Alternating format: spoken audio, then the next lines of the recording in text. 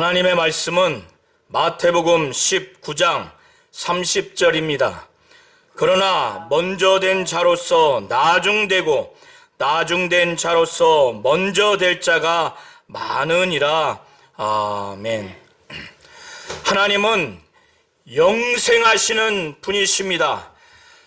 하나님은 영원한 생명으로 영원히 사시는 분이십니다.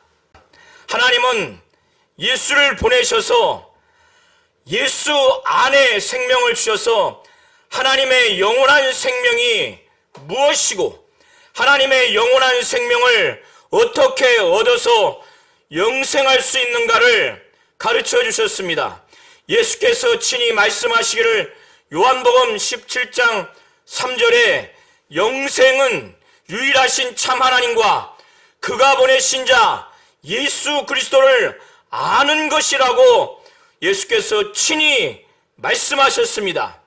유일하신 참 하나님, 바로 하나님 아버지와 그가 보내신 예수, 바로 그를 알 때 영원한 생명을 얻을 수 있다는 겁니다. 이것은 예수를 믿고 예수의 이름을 믿어서 하나님의 자녀가 되는 권세를 얻은 자가 당연히 마땅히 얻는 하나님의 생명인 영원한 생명입니다.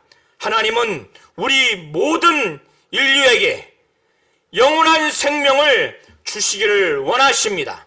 그래서 오늘 본문에 예수께서 말씀하신 것처럼 예수의 그 이름을 위하여, 예수를 위하여, 복음을 위하여, 하나님의 나라를 위하여 집이나 전토나 형제나 자매나 아버지나 어머니나 자녀를 부득이하게 버린 자는 내세 영생을 얻을 자가 없느니라고, 영생을 얻을 것이라고 말씀하시면서, 그러나 먼저 된 자가 나중되고 나중된 자가 먼저 될 자가 많다라고 예수께서 말씀하셨습니다. 예수께서는 베드로가 자신에게 나와서 베드로가 예수께 묻기를, 내게 형제가 죄를 범했을 때 몇 번이나 용서하면 되겠습니까? 7번까지 하면 되겠습니까? 라고 물었을 때 예수께서는 7번뿐만 아니라 7번을 70번 용서하라고, 바로 영원히 제한 없이 용서하라고 이렇게 말씀하셨고, 또 종들과 회개하는, 결산하는 임금 이야기를 비유로 말씀하시면서 중심으로 너희가 형제를 용서하지 않으면, 각각 마음으로부터 형제를 용서하지 않으면 하나님 아버지도 너희에게 그렇게 하시리라, 이 말씀을 마치신 후에 예수께서는 갈릴리 지역을 떠나셔서 요단강을 건너서 유대 지경으로 가셨습니다. 그런데 유대 그 지경에도 예수의 말씀 사역과 또 치유 사역을 많이 또 보거나 듣거나 아니면 소문으로 그것을 들은 자들이 많아서인지 예수께 큰 무리가 나왔습니다. 그래서 예수를 쫓았어요. 그때 예수께서는 전례대로 하나님의 말씀을 그들에게 증거했고, 그 가운데는 예수께 병고침을 받고자 온 자들도 많았습니다. 그래서 병자들을 치유했습니다. 그런데 그 와중에 바리새인들이라고 하는 자들이 예수께 시험하기 위해서 한 가지를 물었습니다. 이 당시에 부부간의 이혼 문제는 대단히 예민한 문제였습니다. 신명기 24장 1절부터 4절의 내용을 통해서 우리가 알 수 있는 것은, 모세는 이 이스라엘 남자들의 완악함 때문에 어쩔 수 없이 이혼을 허락했습니다. 신명기 24장 1절부터 4절에 어떠한 내용으로 기록되어 있는가 하면, 남편이 아내를 데리고 와서 보니 이 아내에게 수치되는 일이 발견됐고, 그래서 남편이 기뻐하지 않으면 이혼 증서를 써서 이혼해서 내보내도록 그렇게 기록되어 있습니다.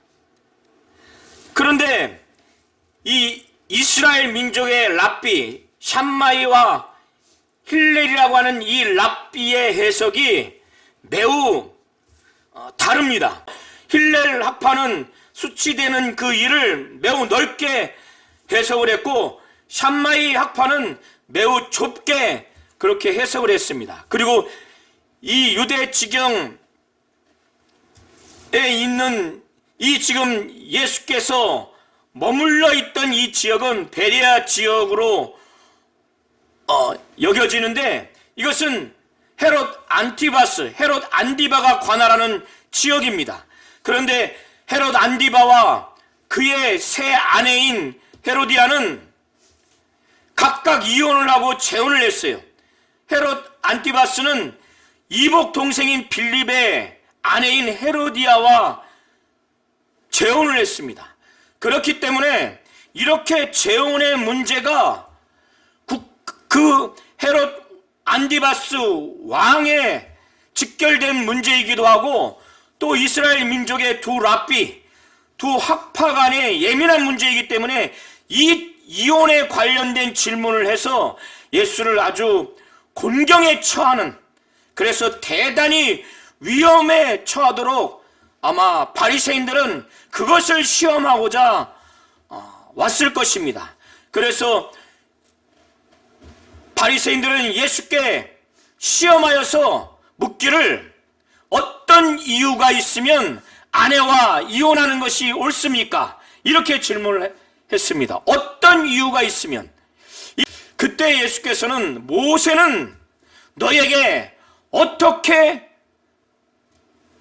말하였느냐, 어떻게 하라고 하였느냐, 이렇게 물었을 때 그들이 답변하기를 이혼 증서를 써서 아내를 내어버리도록 허락하였나이다 라고 답변을 했습니다. 예수께서는 이 말씀을 들으신 후에 본래는 곧 창조시부터 그들을 지으신 이가, 바로 하나님 아버지가 사람들을 남자와 여자로 창조하시고, 하나님이 말씀하시기를 그러므로 사람이 그 부모를 떠나서 아내에게 합하여 그 둘이 한 몸이 될지니라 하신 것을 잊지 못하였느냐.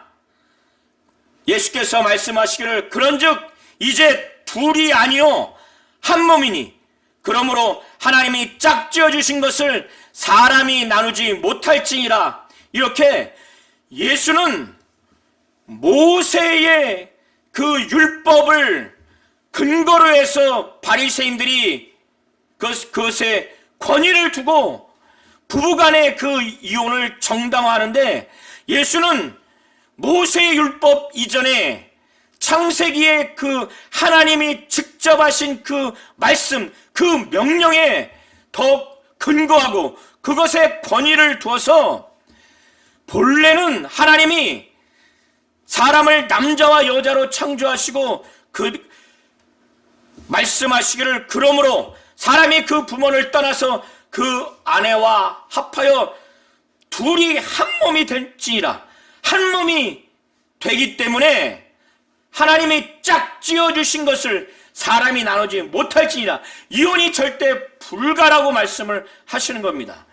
이 얘기를 들으니까 이 바리새인들은 그러면 모세는 왜 허락하였습니까? 이렇게 반문을 합니다. 그때 예수께서는 말씀하시기를 너희의 그 완악함 때문에, 이스라엘 사람들의 완악함 때문에 그것을 허락했다고, 그 명령을 기록했다고 이렇게 말씀하시면서 본래는 그렇지 않더라고 이와 같은 내용으로 말씀을 하셨습니다. 음행한 그 이유 외에 아내를 버리고 다른 데 장가드는 자는 간음하는 것이라고 예수께서 말씀을 하셨습니다. 제자들과 예수님이 집 안으로 들어온 다음에 이 제자들이 좀 충격을 받은 것 같아요.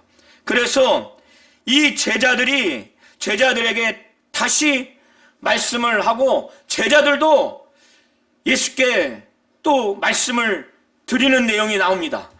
예수께서 제자들에게 만일 본처를 버리고 음행한 이유 외에 다른 여자에게 만약에 장가들면 그 본처에게 간음한 것이다. 그리고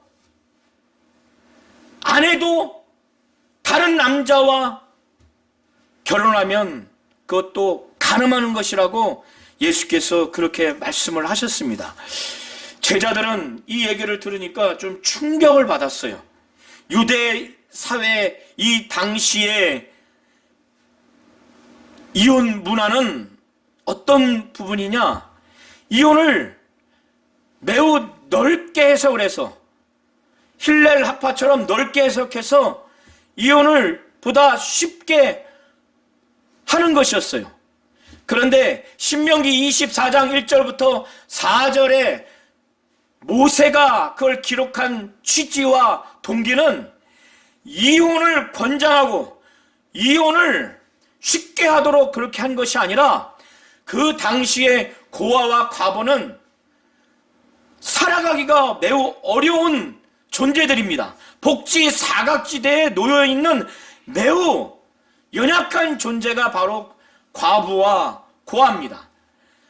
과부는 이혼 증서가 있어야 재혼할 수 있고 이혼 증서로 재혼을 해야 먹고 살 수 있는 생계를 유지할 수가 있습니다. 재산도 상속을 받을 수 없는 처지에 있어요. 그래서 이혼 증서를 써줘야만이 이혼할 수 있도록 그렇게 이혼을 매우 엄격하게 어렵게 한 것입니다. 그리고 이 아내들의 인권을 유린하는 남편들로부터 보호하도록 한 것이 신명기 24장 1절부터 4절을 통해서 모세가 그걸 허락한 것이고 모세가 그거를 명령한 겁니다. 그런데 이 이스라엘 남자들은 이것을 악용해서 이혼을 아주 쉽게 그렇게 해서 이것이 좋지 않은 이혼 문화로 정착을 하게 된 겁니다. 그러니 제자들도 그 좋지 못한 이혼 문화에 젖어든 거예요. 그러니까 이럴 바에는 아예 장가를 가지 않는 것이 낫겠다. 이렇게까지 예수께 말씀을 드린 거예요. 그러니까 예수께서 말씀하시기를 사람마다 이 말을 받지 못한다. 지금 제자들이 이렇게 남자가 이혼을 이렇게 어려운 조건 하에서 이혼을 할 수밖에 없다면 장가가지 않는 것이 좋겠습니다. 장가가지 않는 것이 좋겠습니다. 이렇게 당돌하게 아주 말을 합니다. 그때 예수께서 사람마다 이 말을 받지 못한다. 장가가지 않는다는 것은 아무나 그렇게 그것을 받을 수 있는 게 아니다. 그것은 어머니의 태로부터 고자로 곧 남자의 생식기가 제 기능을 하지 못하는 자로 태어난 자이거나 아니면 사람이 스스로 생식기를 거세해서 스스로 고자가 된 자거나 아니면 사도 바울과 같이 하나님의 그 나라를 위해서 성욕도 자제하면서 그런 은사를 받은 자로서 스스로 천국을 위하여 스스로 된 고자, 이런 자들만이 이 말을 받을 수 있다는 거예요. 그러나 예수께서는 정말 하나님의 나라를 위해서 그렇게 할 수만 있다면 이 말을 받을 만한 자는 받을지어다, 이렇게 말씀을 하셨습니다. 그때 사람들이 예수로부터 정말 자신이 지금 양육하고 있거나 자기와 가까이 있는 어린 아기들을 데리고 왔어요. 예수로부터 축복을 받기 위해서 예수께서 이 어린 아이들에게 손을 대서 만져서 안수해 주시고 또 기도해 주시기를 바랬어요. 그거를 소망했습니다.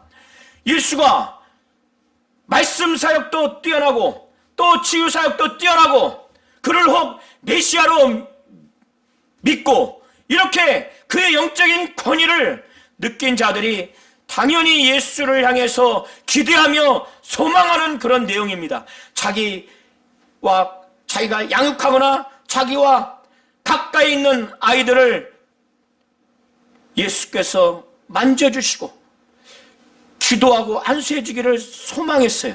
그래 데리고 왔는데 이 제자들이 막 꾸짖습니다. 이렇게 데리고 온 자들을 꾸짖어요. 아이들도 놀랬고 그의 부모 내지는 그 아이들을 데리고 온 자들도 놀랬을 겁니다. 충격도 받았을 겁니다. 축복받으려고 복받기 위해서 손을 만져주기 위한 소망으로 왔는데 막 꾸짖으니까 예수께서는 아주 화가 나셨어요. 노를 바라시면서 그 아이를 불러서 자기 가까이 두게 했습니다. 그리고 제자들에게 어린 아이들이 내게 오는 것을 용납하고 금하지 말라. 천국이 이 어린아이 같은 자의 것이다. 마가복음 10장과 누가복음 10장에도 이 사건뿐만 아니라 이후의 사건도 동일하게 기록되어 있습니다. 종합해서 보시면 예수께서 말씀하시기를 어린아이와 같이 하나님의 나라를 받아들이지 아니하면 결단코 천국에 들어갈 수 없다는 겁니다. 어린아이는 이 당시의 사회적인 신분, 그 지위가 매우 낮습니다. 그리고 어린아이는 그의 부모와 양육자를 절대적으로 의지해야만 살 수 있는 그런 존재입니다. 그래서 절대적으로 의지합니다.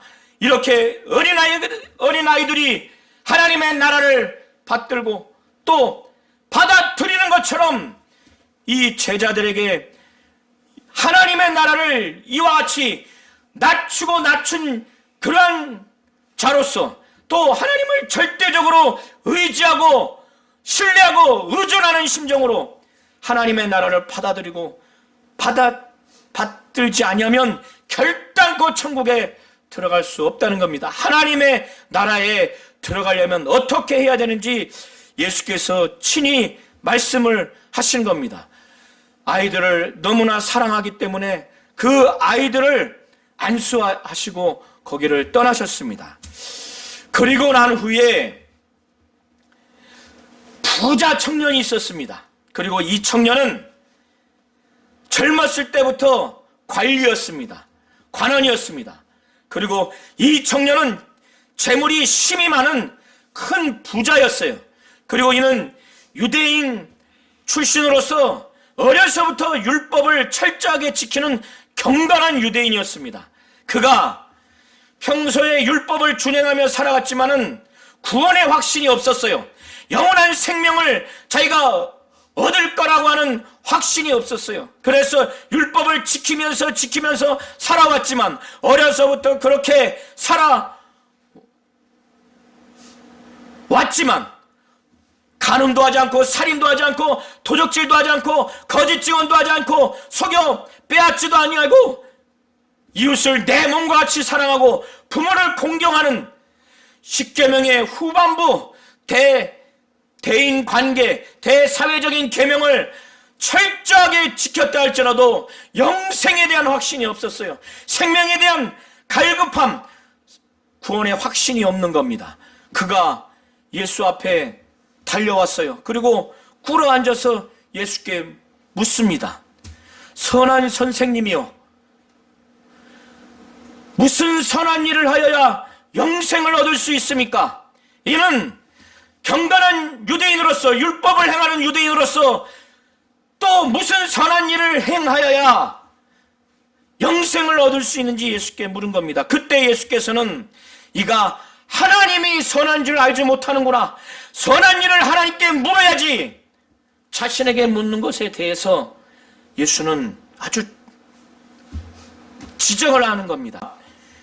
하나님이 선하다고 하는 것과 하나님께 선한 것을 물어야 하고 선한 것을 근본적으로 하나님께 물어야 한다는 하나님 아버지에 대한 믿음, 신앙, 그것을 알지 못하기 때문에 책망을 하는 것으로 보여집니다. 예수께서는 어찌하여 나를 선하다고 하느냐? 어찌하여 선한 일을 내게 묻느냐? 선한 분은 오직 한 분, 오직 하나님 외에는 없느니라. 이렇게 말씀을 하시면서 예수께서 내가 생명에 들어가려면 계명을 지켜라. 그러니까 이 부자 청년이 계명을 많이 안다고 생각을 했는데, 그리고 지금까지 지켜왔는데 어느 계명입니까? 예수께서는 내가 계명을 안다. 살인하지 말라, 간음하지 말라, 도적질하지 말라, 거짓 증언하지 말라, 속여 빼앗지 말라, 내 이웃을 내 몸과 같이 사랑하라, 내 부모를 공경하라. 이 얘기를 들으니까 이것은 제가 어려서부터 다 지켰습니다. 모든 것을 지켰는데 아직도 제가 무엇이 부족한 것이 있습니까? 이렇게 다시 여쭈니까 예수께서는 네가 어려서부터 그렇게 이 계명을 지켰다고 들으니 이를 향한 사랑하는 마음이 들었어요. 그러면서 내가 한 가지 부족한 것이 있다. 내가 온전하고자 할진대 내가 가지고 있는 것, 내 소유를 다 팔아서 가난한 자에게 그걸 줘라. 그러면 하늘에서 내 보화가 있으리라. 그리고 난 후에 나를 따르라. 이 말씀을 한 겁니다. 왜 예수께서 그 말씀을 하셨느냐?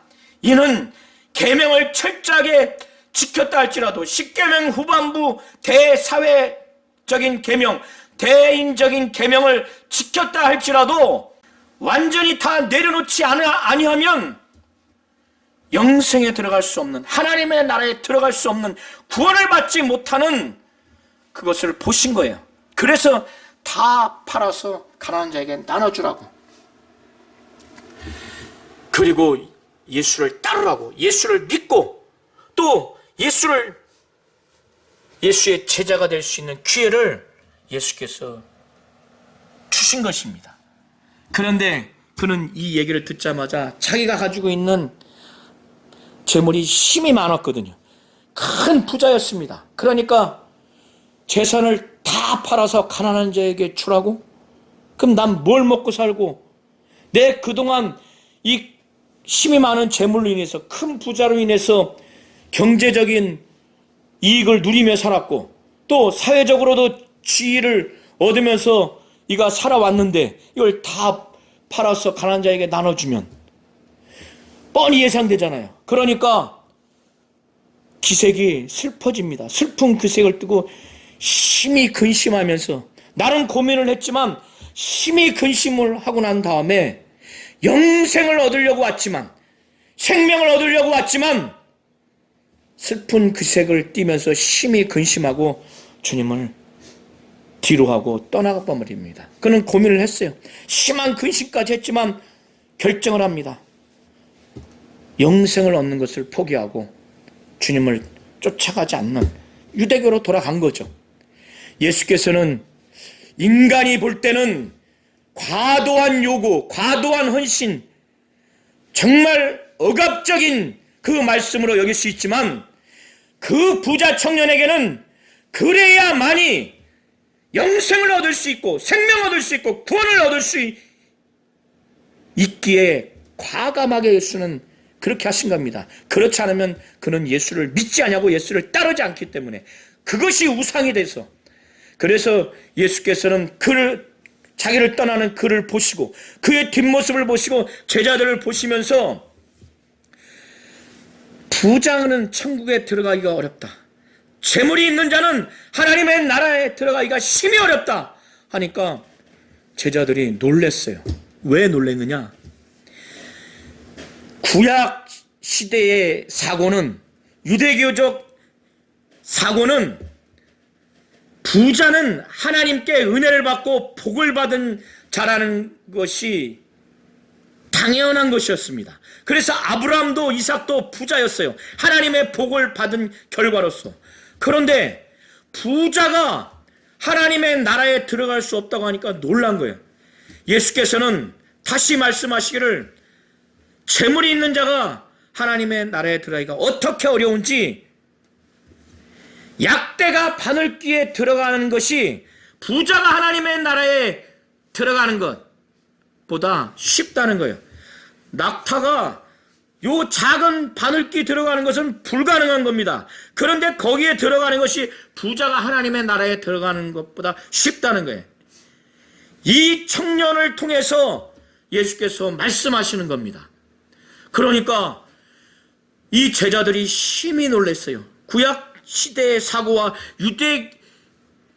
유대적인 사고로는 부자는 하나님께 은혜 받고 복 받은 자인데, 이런 자가 구원받을 수 없다면 누가 구원을 얻을 수 있는가? 예수 앞에 이것을 판문합니다. 그러니까 예수께서 부자가 모두가 구원받을 수 없는 것이 아니라 저 부자 청년과 같이 이 재물이 우상화되어 있는, 그래서 예수를 믿고 예수를 따르지 못하도록 하는, 온 마음을 하나님께 두지 못하게 하는 이 재물을 심령에 갖고 있는 이 부자는 하나님 나라에 들어갈 수 없지만, 그렇지 않는 부자는 하나님이 역사하시면, 하나님이 하시면 구원받을 수 있다는 거예요. 사람으로서는 할 수 없으나 하나님으로서는 할 수 있다는 말씀을 예수께서 하시는 겁니다. 베드로가 부자 청년이 재물을 다 팔아서, 자기 소유를 다 팔아서 가난한 자에게 나눠주면 하늘에 보화가 있고 그 다음에 나를 따르라, 이 말씀에 순종하지 못하고 간 것을 제자들이 보았고, 베드로가 그걸 본 다음에 자기와 제자들은 모든 걸 버리고 주님을 쫓아왔어요. 모든 걸 버리고 주님을 쫓아왔기 때문에, 그러면 우리는 무엇을 얻을 수 있는지 그것이 염려되고, 그것이 한편에서는 궁금한 거예요. 확신이 없는 겁니다. 그래서 예수께 여쭙어요. 우리가 모든 것을 버리고 주를 쫓았나이다. 우리가 무엇을 얻게 됩니까? 이렇게 물었을 때 28절 이하를 통해서 예수께서 말씀하시기를 매우 진중하게, 그리고 확실히 듣고 진실을 말하니, 정말 드러나는 심정으로 내가 진실로 너희에게 이르노니 세상이 새롭게 되어 인자가 자기 영광의 보좌에 앉을 때 나를 따르는 너희도 12 보좌에 앉아 이스라엘 12지파를 심판하리라. 나중에 재림 후에 예수는 이제 심판주로서 통치할 겁니다. 그때 12 보좌에 이 제자들이 앉아서 이스라엘 12지파를 심판하는, 주님과 함께 심판하며 통치하는 것을 말씀하셨어요. 하늘나라에서.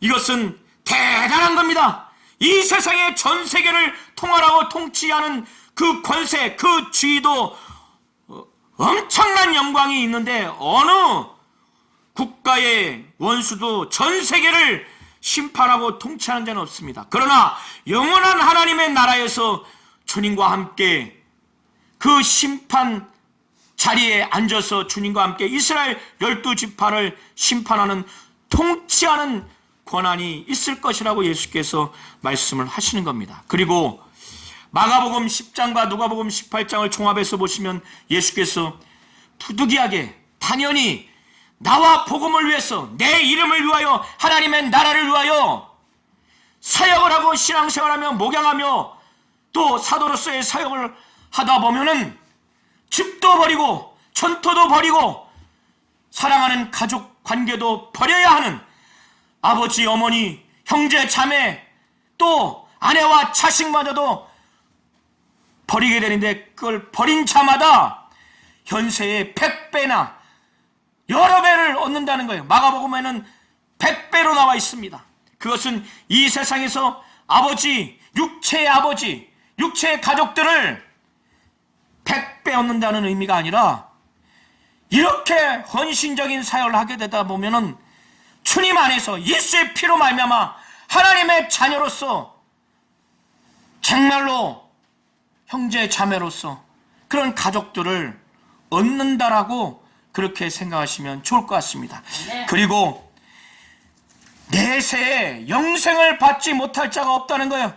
영생을 얻게 된다는 것입니다.